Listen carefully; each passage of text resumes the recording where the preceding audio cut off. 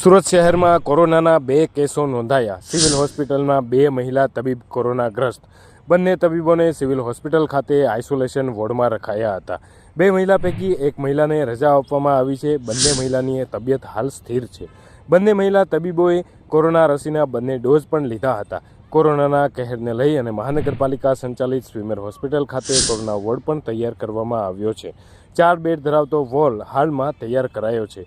હજુ વધુ વોર્ડની જરૂરિયાત થાય તો અન્ય બેડ મૂકી અને વોર્ડ તૈયાર કરવામાં આવશે।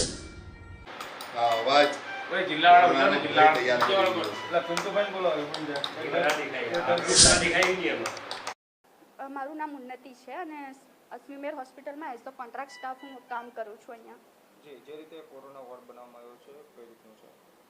કોરોના વોર્ડમાં અત્યારે MICU 4નો જે વોર્ડ છે આખો, એમાં 4 બેડ સ્પેશિયલી કોરોના માટે જ તૈયાર કરવામાં આવ્યા છે, જેમાં બધી વસ્તુઓ પ્રોપરલી મેન્ટેન કરવામાં આવી છે।